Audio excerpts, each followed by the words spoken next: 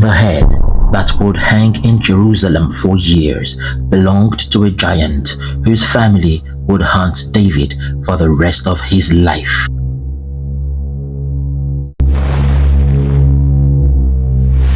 You know how this ends, but do you really know what happened? Day 37. For over a month, the same nightmare repeated itself. Every sunrise, every sunset, the giant would come, sending waves of fear across the faces of the Philistines. And still, the threat continues. Choose your champion, I will tear his limbs from his body. The birds will feast on Israelite flesh. Your children will be our slaves. And the whole Philistine camp was engulfed with fear. This wasn't a challenge, it was a calculated psychological warfare. Goliath of Gath, a city that produced an entire family of giants, had broken Israel's spirit without lifting his sword. But the giant harbored a secret. The same pituitary tumor that made him massive was slowly stealing his vision. He couldn't see what was coming from above.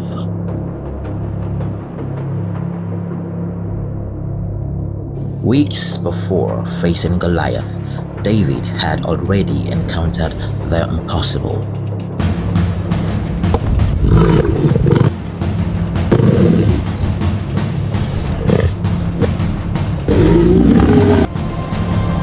The Lord who delivers.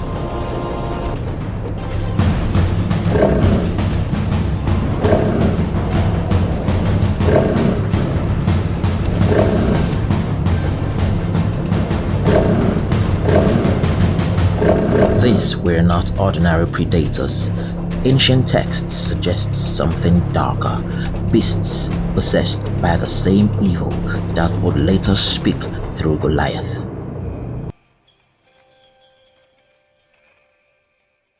David arrived not as a warrior, but as a delivery boy, cheese and bread for his brothers, but what he found was a nation paralyzed. Eliab, his brother, was not comfortable having him around. Why did you come? To watch us die? To see your brother's shame? I came to bring bread, but I see you've already been devoured by fear. Eliab got so furious that he struck David across his face. You know nothing of fear, little shepherd! That didn't sway David. Instead, he went ahead to confront the giant. Who is this uncircumcised Philistine, that he defiles the armies of the living God? Boy, even speaking against him brings death.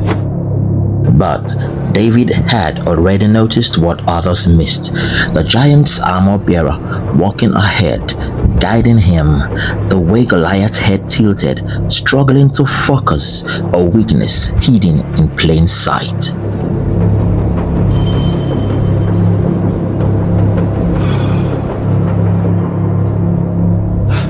My lord, there's a boy asking about the reward for killing the giant. Another fool seeking glory in death. Let no one lose heart on account of this Philistine. Your servant will fight him.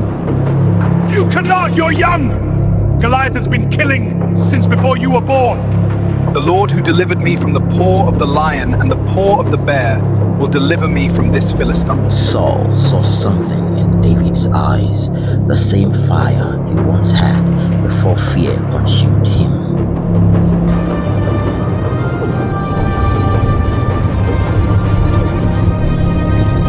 I cannot go in these. I'm not used to them. Then go, and may your God go with you. 5 smooth stones, not one. Ancient Jewish texts reveal why. Goliath had 4 brothers, Ishbi-Benob, Saph, Lami, and one with 6 fingers on each hand. David was prepared to face them all. What happened next would be remembered wrong. David didn't creep forward in fear. He studied, he calculated. Am I a dog that you come at me with sticks? This was no longer just a battle between champions. Goliath had invoked his gods. He had made this war between deities. You come against me with sword and spear and javelin, but I come against you in the name of the Lord Almighty, whom you have defied. Military historians would later note the brilliance. Running toward the giant shortened the distance, increased the stone's velocity, and did something else. What are you doing? It destroyed Goliath's psychological advantage. For 40 days, men had run from him. This shepherd boy ran at him. The stone flew at over 100 miles per hour. At that velocity, with that mass, it carried the kinetic energy of a modern bullet. The frontal bone of the skull, exactly where the stone will strike, was the one place Goliath's helmet didn't protect. David had found the 1-inch gap. What happened next was more than victory. It was a message. Your champion defied the living God! The Israelites chased the Philistines all the way to Gath, Goliath's hometown. His mothers, his trainers, his 4 giant brothers would soon learn their champion's head was missing. David kept the head not as a trophy but as a weapon.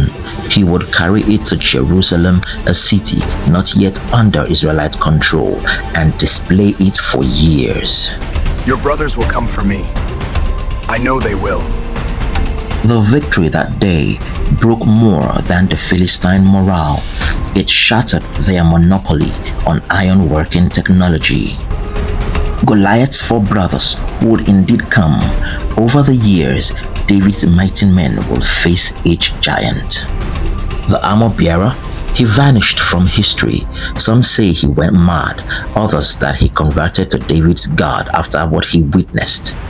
But perhaps the most chilling detail, archaeological evidence suggests Goliath's skull showed signs of a pituitary tumor so advanced it was likely months from death anyway. David didn't just kill a giant, he killed a dying giant who couldn't see him coming, and that perhaps is the greatest untold truth. God chose the perfect moment, the perfect stone, and the perfect shepherd boy.